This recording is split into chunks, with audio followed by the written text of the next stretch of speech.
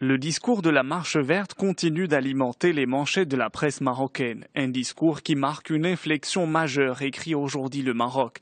Le quotidien souligne que le Royaume a investi et continue d'investir dans les provinces du Sud, 7 fois le volume des recettes que ces mêmes régions génèrent.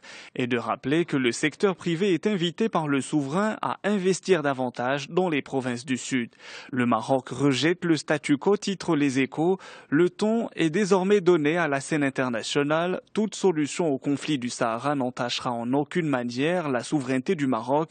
Le message du souverain était on ne peut plus limpide. Le Sahara est une question d'existence et non une affaire de frontières. Le Maroc restera dans son Sahara et le Sahara demeurera dans son Maroc jusqu'à la fin des temps. Autre sujet qui retient l'attention de la presse nationale, la décision du Maroc de maintenir sa demande de report de la CAN. Al-Ahdat al-Maghribiya ou encore Le Matin reviennent sur ce sujet. Un bras de fer est donc engagé avec un risque de lourdes retombées. Selon Le Matin, il devrait coûter au Maroc au moins 50 000 $ et la réparation de tous les préjudices moraux et financiers causés à la CAF, conformément au règlement de la compétition. Selon les milieux sportifs, ces préjudices sont évalués à 20 millions de $. Le quotidien Les Échos parle pour sa part de sanctions lourdes allant jusqu'à un gel d'activité footballistique pendant 4 années. Toujours dans l'actualité nationale, on apprend que le Maroc aura sa carte sanitaire pour bientôt.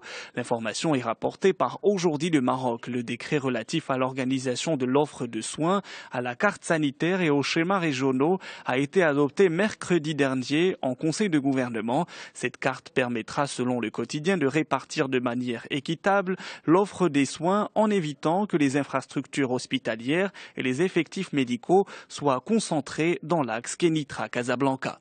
En Algérie, l'accès aux soins dans le secteur public reste en deçà des attentes, en dépit de l'augmentation de la dépense. Selon El Watan, en matière de soins, les hôpitaux algériens sont accessibles aux riches et aux connaissances, et seulement quelques Algériens bénéficient de la sécurité sociale. 70% des actes médicaux se font chez le privé, et ce sont généralement les classes défavorisées qui recourent au secteur privé, car elles n'ont pas toujours accès aux hôpitaux. La gratuité des soins n'est en fait qu'un mythe, conclut le journal. Liberté s'intéresse pour sa part à la question palestinienne. On apprend que l'Union européenne plaide pour un État palestinien indépendant. La solution à 2 États semble de plus en plus inéluctable au Proche-Orient, où la chef de la diplomatie européenne, Federica Mogherini, a apporté l'eau au moulin des partisans de cette option. Sans embâche, elle a plaidé hier pour un État palestinien indépendant lors de sa première visite à Gaza. La haute responsable a prévenu Israël que le monde ne supportera pas une nouvelle guerre après celle de cet été. Pour terminer, on part à Abu Dhabi où un nouveau Louvre sort de terre. Le Monde publie un reportage sur l'étonnant chantier de verre du futur musée qui ouvrira en 2015. L'Émirat, qui construit ce gigantesque monument en partenariat avec le Louvre, mise sur l'art pour assurer son développement après la fin du pétrole. Les Émiratis ont offert 800 millions € au musée français pour monter l'opération.